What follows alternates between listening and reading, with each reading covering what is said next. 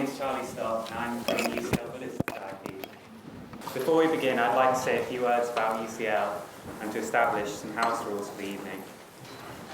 UCL is one of the world's top 10 leading universities and is famous for producing 32 Nobel Prize winners and many other notable alumni, including Mahatma Gandhi, for example. It was the first university to be established in London, and not only that, but the first secular university to be established in the UK, and the first to accept all students regardless of race, sex, or religion. Since its inception, UCL has promoted openness and equality and shall continue to do so in the future. Now I'm going to be handing over to our Master of Ceremonies for the evening, Mr. Jay Drin, who will be giving an introduction about Khenpo Sodargye for you. I hope you will enjoy the talk. Thank you.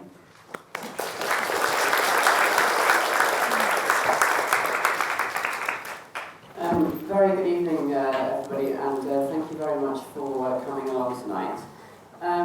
As we just mentioned, we are delighted to have Mr. Khenpo Sodargye Rinpoche with us here to do a speech. Khenpo is a renowned master from the Nyingma lineage, which is an ancient Tibetan Buddhist tradition. And this is inspired by the wish of bringing people benefits and guiding them towards enlightenment. Now, Khenpo tries all he can to pass on his own realization to other people by giving speeches, publishing books, doing charity work. Now, for Khenpo, the essence of Buddhism is wisdom and compassion, and this is why he named his official website Wisdom and Compassion Buddhist Web. Talking on the subject of compassion, Khenpo has always emphasized the importance of altruism. And during his speech at Harvard University in 2013, he mentioned, and I quote, "Without altruism, we may create and develop many new products and technologies that bring no benefit, but in fact do evil to or harm society. For those who want happiness, Khenpo, as a spiritual mentor, has also written many books which encourage people to cultivate an altruistic mind." And a bit on the subject of wisdom, Khenpo pays much attention to modern science and its combination, or how it interacts with Buddhism. And in an interview with the influential Chinese magazine People's Weekly, Khenpo mentioned that he has spent almost 20 years studying the relationship between Buddhism and science, because many people now believe that science and only with a scientific proof on Buddhism would they be willing to accept ideas of Buddhism. Now actually, Khenpo likes to exchange ideas with intellect, and this is why he said that some people with deep knowledge, when you discuss with people with deep knowledge, it can bring around many interesting ideas. Now, final few points. Khenpo always says that Buddhism is a wisdom and an education, so invariably he encourages people to think and to study more deeply instead of believing in something blindly and unreasonably. And this is the only way to find the true meaning.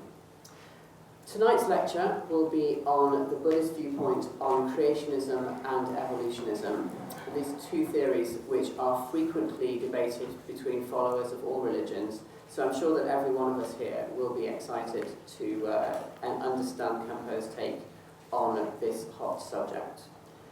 Before we go into the speech, I'm just going to invite Billy, who is the representative of the UCL Buddhist Society, to come to the front and present a token of appreciation to Khenpo. Billy.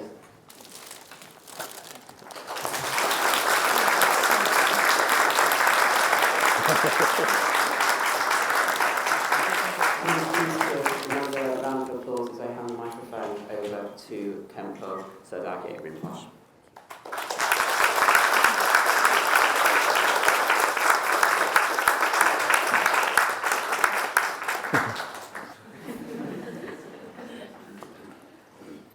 I'm absolutely very happy to be here today and to have this incredible opportunity to meet and connect with all of you here today. Many of the teachers and students who are currently present in this hall are indeed all living in a special environment and age. We are living in a unique era, a time that is truly different from any other period in history. I believe that humanity in the 21st century is quite a special generation because in our era, as we know it today, over the past few decades, humanity across the entire world has undergone tremendous changes. This includes our lifestyles and ways of thinking, as well as some of our own ways of living. Compared to thousands of years of history over the course of time, rather compared to the long span of human social development, in all its complexity and nuance, we have experienced truly rapid development and relatively major changes, where Eastern and Western cultures, distinct and unique in many ways, are merging and interacting together. This is a very special period. At the same time, we need to care about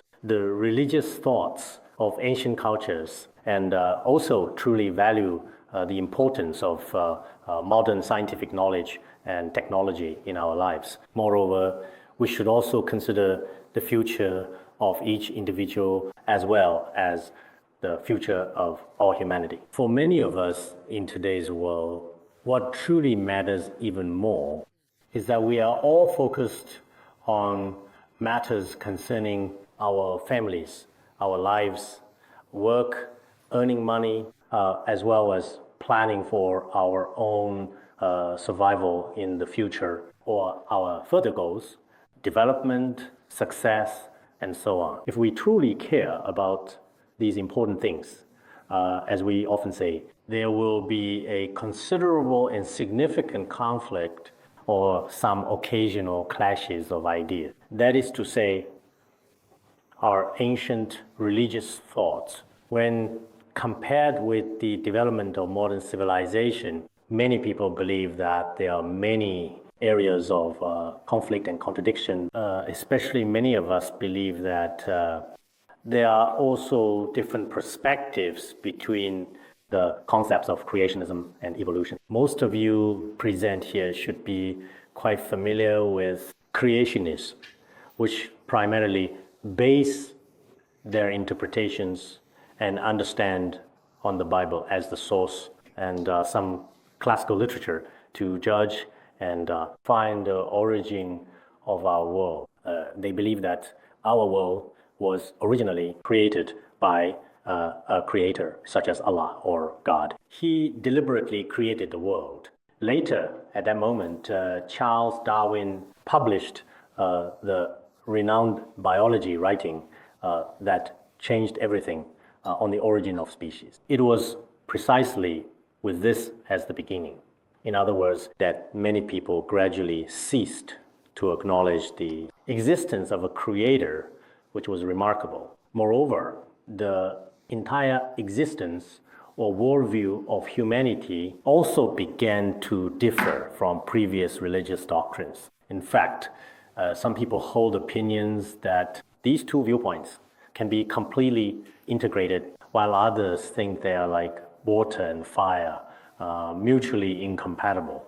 There are different opinions, and thus various ongoing debates and discussions have appeared with very intense and heated rebuttals between the sides. In fact, these two schools of thought, if we look back at the long course of history, have actually made tremendous contributions to social development. This is absolutely undeniable, as we all know, without a doubt. Everyone should be well aware of that. Sometimes differences in theories and ideas are not contradictory. Even within religious systems around the world today, there are also many deeply held and differing viewpoints. Just as in different research fields within each scientific system, there can be even conflicting opinions. Today, the Buddhist Studies Society has specifically asked me to use a Buddhist perspective to analyze the differences between these viewpoints, or in other words, I will give a simple introduction on how Buddhism interprets and explains these two perspectives. Not all Buddhists said, I can speak for I am the one who truly loves reading, and I have read a considerable number of books, not only on Buddhism, such as Christianity and Catholicism. At the same time, I have also studied works on evolutionism, materialism, and idealism, ancient and contemporary literatures. Based on this, I can barely manage to analyze from a Buddhist perspective and clarify and share my own viewpoints. I believe that our Buddhist perspective actually shares some similarities with both creationism and evolutionism. But there are also, of course, amount of differences. Buddhism's perspectives on the origin of life, on this specific issue, maybe it has something to do with Christian ideas, and they have something in common. They seem to have some similarities. So what are these similarities? In fact, many influential scholars who study Christianity as well as traditional and contemporary great missionaries, masters believe that actually the so-called God is not necessarily to be figurative or a specific personified character, but rather it is an inherent, abstract, and transcendent spiritual force. And this force, in its essence, becomes the origin of life, as we talked, and the unique, independent essence of life. The independent essence of life has actually been continuing according to certain life systems and principles all along, which shares many similarities with Buddhism. In Buddhism, there are generally two explanations for the origin of life. One is that from beginningless time, our consciousness has continued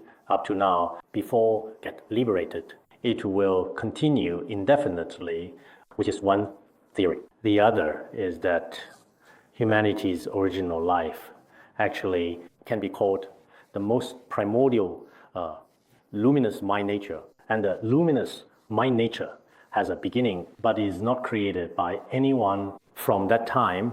It has gradually continued up to the present. Such a saying also exists. Therefore, if the Christian God, generally called God, is actually the origin of life or principles of life, then they share similarities. The difference is that essentially Buddhism does not in fact acknowledge a particular creator creating the world at a specific time, deliberately created the world and humanity. Buddhism and evolution also share some similarities and differences. What they have in common is that neither acknowledges a special creator. Meanwhile, the main difference is that Buddhism does not accept the idea that humanity in its entirety gradually evolved from animals over a long period of time, or that humans evolved step by step from apes. Such a description of evolution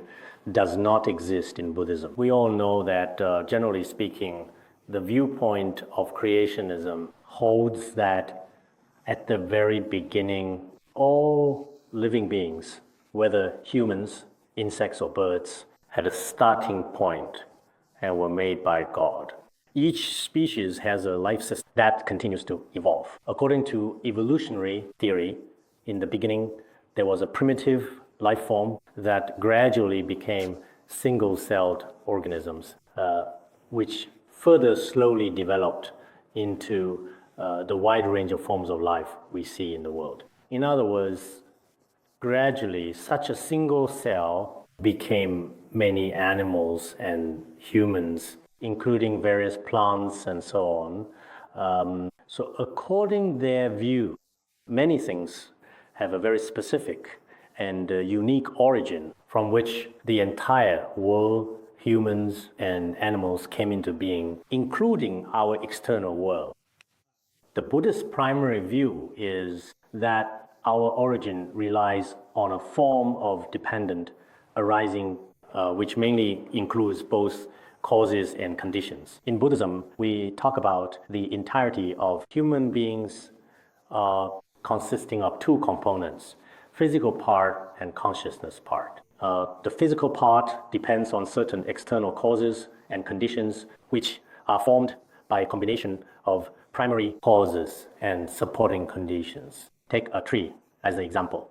The primary cause is a seed of the tree, essentially called the main cause, while sunlight, water, and even the very air that we all breathe. Such external causes and conditions are called supporting conditions. Once the main cause and supporting conditions are complete at this point, there is no creator involved. Rather, things can naturally develop through the interplay of causes and conditions. Whether they are animals or humans, the consciousness, it has its own causes and conditions which are split into causes and conditions. Consciousness itself is clear and luminous, and compared to external material things, there is a truly fundamentally significant difference. Its origin relies on ignorance, 6 sense bases: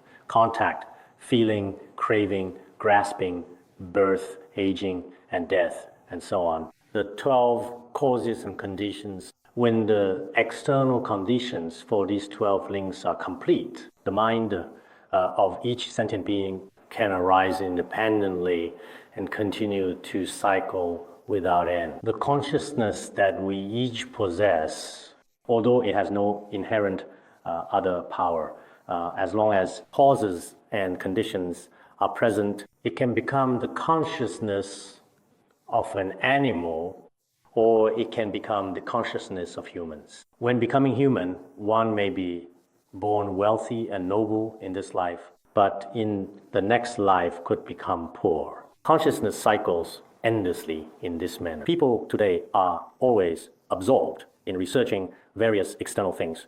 Many advanced external technology or various kinds of knowledge, but they are not very concerned about inner research, including the classification of the mind and its many different functions and methods by which the mind can achieve peace through spiritual practice. Perhaps many people in today's world are not truly concerned about the inner aspect. In fact, if we observe with wisdom and patience, human beings all have both a spiritual world and a material world. Precisely because of this, the life that we need also possess richness on spiritual and material levels. Sometimes, though our material wealth is already very abundant, our hearts feel empty and unsatisfied, which preciously shows we lack spiritual nourishment. Conversely, when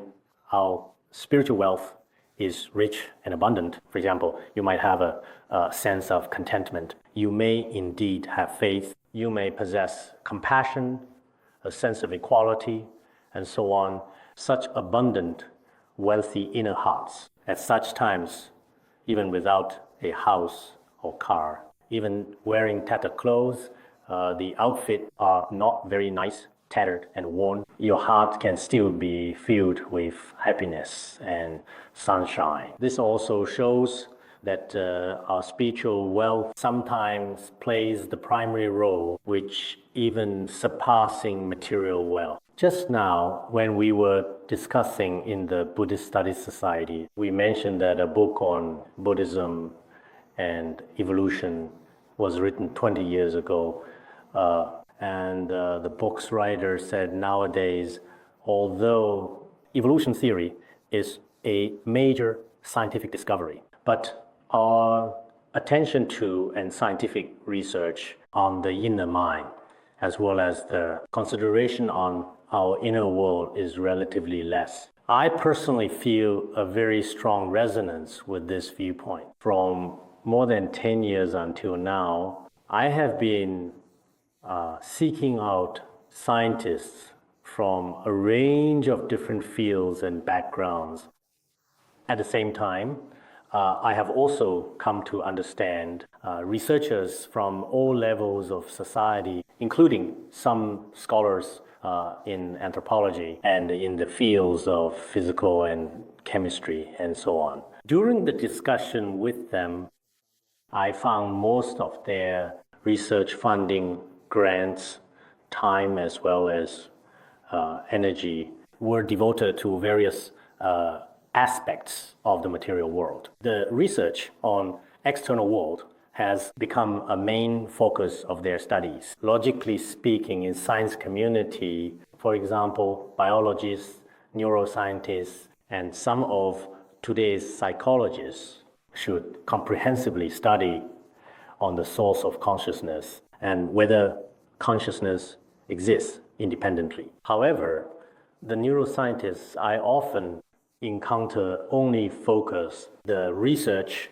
on neurons and nerves, what changes and reactions will occur in specific regions. The research in this area accounts a lot. And the psychologists I have met focus on most of the research on the mental states of people today when we experience distress or suffering, how we can really rely on our own methods to analyze current mental state. But when it comes to the true nature of human consciousness, its unique characteristics, except a few religions, perhaps to this day, researchers from a broad range of scientific disciplines have devoted only quite limited effort. There was a renowned scientist, best known for his famous thought experiment. In 1933, he won the Nobel Prize in physics and made a groundbreaking contribution to quantum mechanics, having spent a very long time in research using methods of physics. He extensively studied human consciousness and eventually reached a conclusion which states the world that the nature sciences are currently depicting is actually far from adequate, although it contains a lot of data, as you can see, arranged in a very orderly and neat manner. Whenever it comes to some truly important questions in the field psychology and significant questions about life, the silence of science is truly frightening. This is what he said, and we should carefully contemplate the meaning of it. Therefore, in conclusion, we find that human beings in this vast and immense world, as tech's advancement has brought us truly unprecedented changes. Perhaps, indeed, our ancestors could never have imagined such tremendous changes today. Nowadays, whichever corner of the world we want to fly to, as long as we have the money, is no problem. Without money, perhaps maybe we can't fly at all. As long as absolutely all of the necessary conditions are met, we can go to any place and any corner of the world. While in the imagination of people in ancient times or people from 100 or 200 to 300 years ago, they couldn't have imagined that science has undeniably brought us remarkable, unprecedented convenience. But what we didn't anticipate is that various physiological and psychological diseases are now rampant in an unprecedented way. The various illnesses we suffer from, including things like AIDS and cancer, depression, anxiety disorders, and all sorts of ailments, perhaps in any previous period have never been as numerous as they are now. So what is the source of all these diseases, both physical and psychological illnesses? Where do they come from? This is something humanity should consider. Ancient people did not have such abundant material lives as we possess nowadays. Logically speaking, modern people should be healthier, happier, and more joyful. Yet, on many people's faces, it's obvious that there are fewer and fewer smiles year after year. Perhaps in 20 years, will we still be able to smile? It's hard to say. As for many aspects of European culture, I don't particularly understand. But in our Tibetan region, when living conditions were relatively difficult in the past, in my own family, when times were tough, parents or children, senior or younger, there was always hearty laughter and, as I remember, brilliant smiles constantly adorned faces. However, what I see today, the people coming from my hometown, their material lives seem to have largely improved, yet the happiness in their hearts has greatly diminished. Once they lose in happiness, their smiling faces, which are actually a kind of radiance, a kind of reflection, basically disappears as well, and you can no longer hear laughter. When there is no happiness in our hearts, or when we are plagued by illnesses, it may be very difficult for scientific research to solve these issues. If we ask scientists how to solve the series of psychological problems caused by moral decline and loss of faith, they might just remain silent. This is the conclusion drawn by the scholar I quoted earlier. Facing the situation, it is very necessary to trace back through history or to look back the past in the hands of a certain religion in particular, perhaps quite simple and effortless.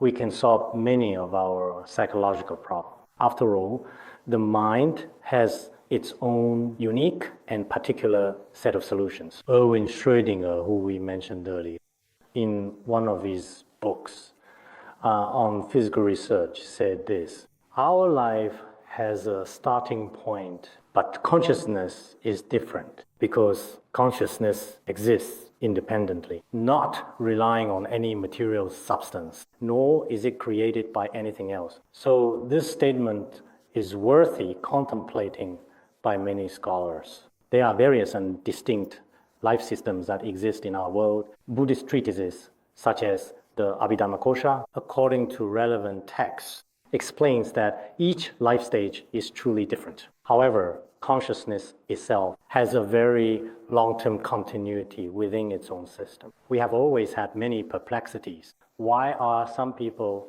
dull while others are smart? Some people are fond of music from a young age, while others have no interest. Why do some children from the same family who grow up together have different preferences and hobbies? The current prevalent answer mainly attributes to differences in parental genes, but this theory is merely a hypothesis, not very reliable. Sometimes we might need a truly impartial attitude to analyze further. This is an objective stance that scientific research should possess. Today, I am not deliberately trying to establish certain Buddhist viewpoints or intentionally refute the views of other religions, because the true and fundamental ideas of Buddhism are selfless and genuinely inclusive and very open-minded and all-encompassing. If one fabricates out of thin air, promotes and proclaims or praises merits that one fundamentally does not possess for personal gain, this is not ultimate thought of Buddhism. There is also a rather unique perspective in Buddhism, which is the hope that many people around the world, if they truly own some solid reasons, Buddhism can accept constructive criticism. But if their reasons are not convincing, Buddhism will also put forward reasonable refutations. Therefore, Buddhism can wholeheartedly accept that if a specific mindset or a certain reasoning does not simply conform to the truth or to objective facts, it can be completely and entirely overturned. So in this regard, perhaps many young people today, especially those whose minds are quite active would feel interested in Buddhism. When you want to criticize, of course, you need to have a basis, rather merely wild talk, based on one's own random thoughts or senseless talk, which is not genuine criticism. Buddhism may accept criticisms from young people, but if there is no reason which will not be accepted, of course, our current era is a special time of high globalization in which cooperative management has been emphasized. And what is most important currently is mutual understanding and mutual learning. We need to break free from some of our previous stubborn and conservative notions and ideas and try to bravely face and learn cultures and knowledge from others new to us. I think this is also very important in today's era. Actually, the origin of life now and the ultimate state of humanity and entire society.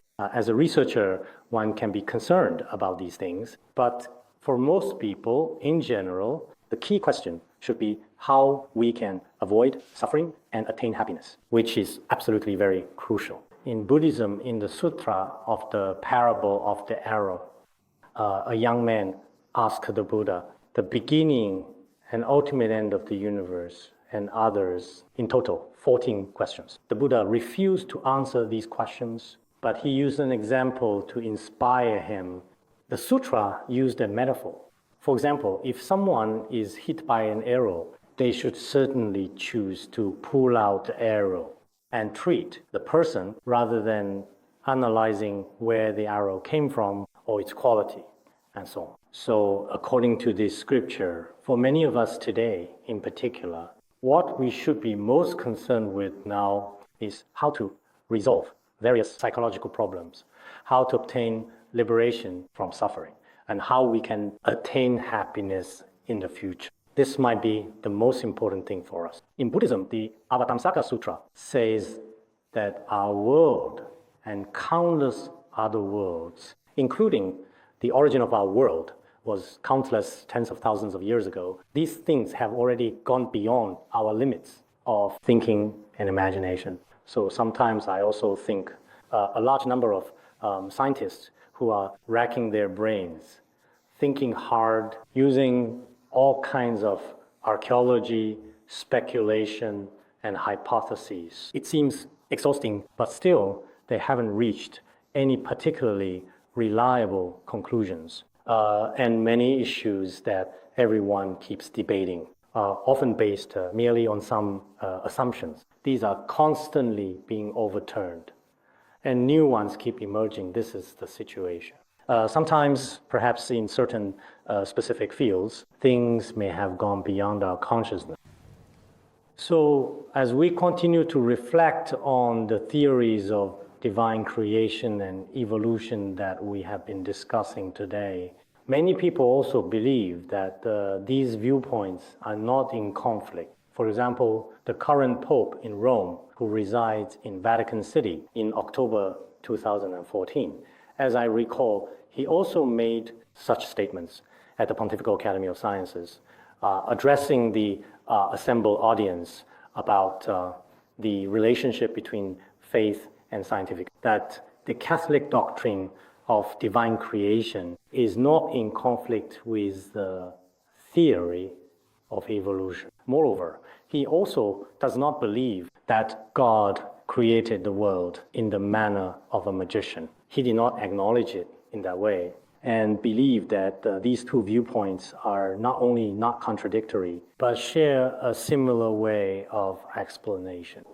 Back in 1950, Pope Pius XII also officially stated in an AR during that period, the atheistic view of evolution does not absolutely contradict the Catholic perspective, as both share the common carrier of life to explain this entire world. So I think that many researchers, including religious figures, through their dedicated research, careful analysis, and deep understanding of the subject matter, believe that ancient cultures and modern cultures have quite many similarities.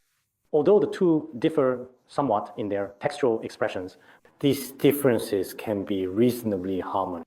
I also often think that perhaps what we commonly refer to as Christian God before certain types of sentient beings is merely the personified image to create this world. That's accepted. But ultimately speaking, the true doctrine may not necessarily be exactly as people describe it today. It may refer to a kind of supernatural force, and this power might possibly be called what we refer to as God or deity. Buddhist viewpoints are divided into two categories: definitive meaning and provisional meaning. The definitive meaning refers to the most comprehensive perspective. The provisional view is, in order to guide sentient beings of certain capacities, the Buddha temporarily gave a relatively reasonable point of view. But in reality, it is actually not the true intention. It's very like a mother comforting her child by saying she knows there are no ghosts, but she says, don't go outside, there are ghosts. This kind of statement is similar. In this situation, the mother doesn't have much fault as she's got intentions. Another example, when it comes to the Buddha, as everyone knows, the Buddha we usually speak of is Shakyamuni Buddha of India. But the Buddha once taught that, in a certain sense, we should not in any way regard him as having a concrete or tangible form.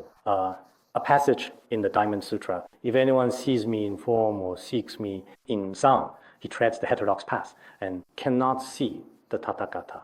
This means if anyone regard me as having a physical body or finding me in sound, he is already on a deviant path and never see the Buddha. So what is the ultimate meaning of this? The definitive Buddha is not with a physical form. So sometimes I wonder whether many Christians have heard this ultimate explanation of the God, in fact, definitive meaning of the God, nor does he necessarily create everything across the world, item by item, because at that time, there should not have been handicraft or machines yet. That is not how I see it personally. Last year, at the University of Auckland, situated in the scenic country of New Zealand, I met a professor who had considerable research into religions, especially Christianity.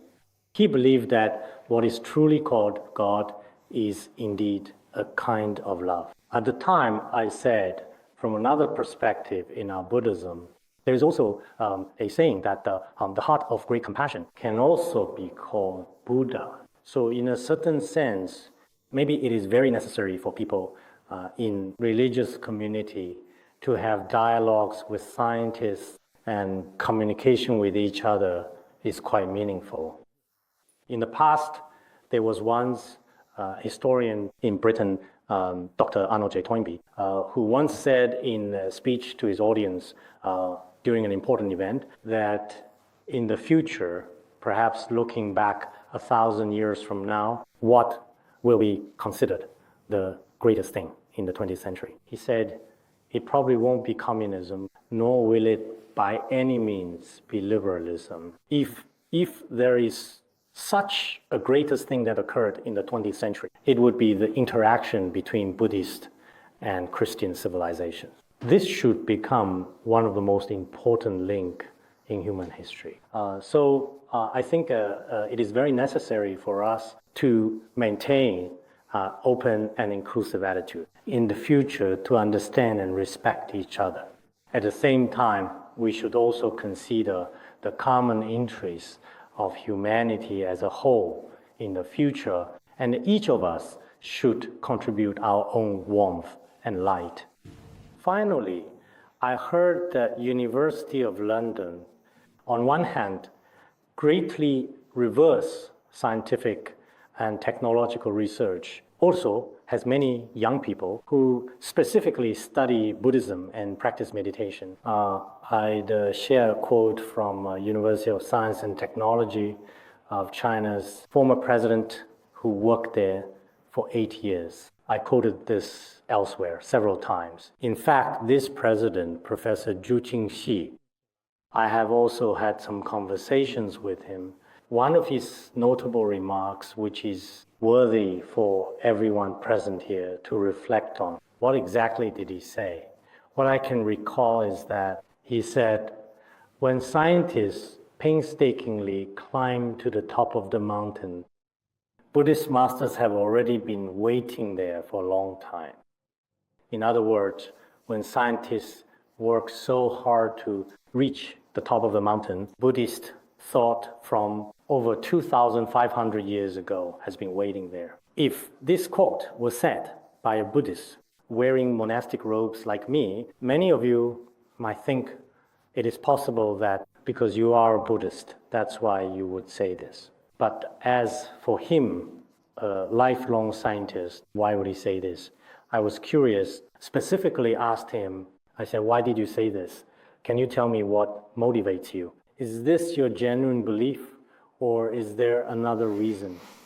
He replied that this is indeed what he believes. Moreover, in his publication, he also used this passage as the conclusion in one of his important physics papers. He is someone who has spent his lifetime in research and was the former president of the University of Science and Technology, which is located in Hefei, right? I've been there before and gave a talk called The Way of Tranquility Amidst the Noise. I also had exchanges with teachers and students at this university a while ago and taught some classes as well. At that particular time, many teachers also held this view and all firmly believed that in Buddhism there were truly many quite profound and remarkable truths. So we once said as well, according to the theory of evolution, human beings may keep evolving. However, when we look back at the thoughts and cultures of the ancient from 2,500 years ago, we discover that they remain unfathomable, which indeed exists. So regarding these issues, I'm not deliberately promoting Buddhism, but I really appreciate objective theories. Whether one believes in science or believe in Buddhism or Christianity, I hope everyone can make a fair judgment. It's acceptable if you have no faith, but we must believe in the truth. Thank you all.